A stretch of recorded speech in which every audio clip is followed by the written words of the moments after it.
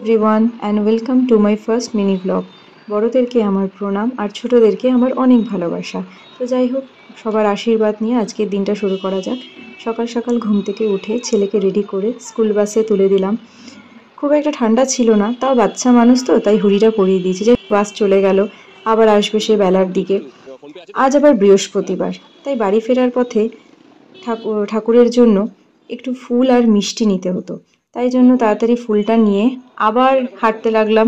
হাঁটতে হাঁটতে আবার একটা ফুলের দোকানে কিছুক্ষণ দাঁড়িয়ে আর কিছু ফুল নেওয়ার ছিল, নিয়ে নিলাম। নেওয়ার পরে আমাদের কাছাকাছি একটা মিষ্টির দোকান আছে, সেখানেও আজকে ভালোই ভিড় ছিল। সেখানে গিয়ে কি মিষ্টি নেব আমি কিছুই বুঝতে পারছিলাম না।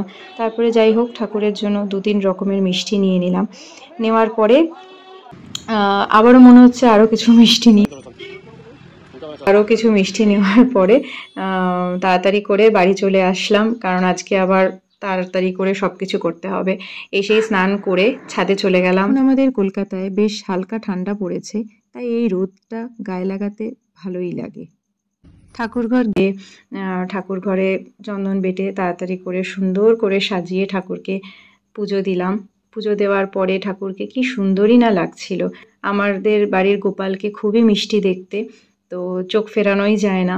তো তারপরে আবার নিচে আসলাম। নিচে এসে ঘরের ছোট করে ঠাকুর পাতা রয়েছে, যেখানে আমার মা পুজো দেয়, তো আজ আমিই দিয়ে দিলাম।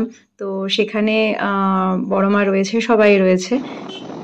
তারপরে আবার ছেলেকে আনার টাইম হয়ে গেছিলো, তো বাসে করে ও আবার ফিরবে তাড়াতাড়ি করে, তাই জন্য চলে গেছিলাম বাস স্ট্যান্ডে। তো ওই যে বাস চলে এসছে, এবারে আমাদেরকে দেখেই সে তাড়াতাড়ি করে একেবারে দৌড়ে দৌড়ে আসছে বাসের মধ্যে থেকে।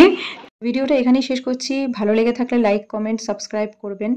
ধন্যবাদ।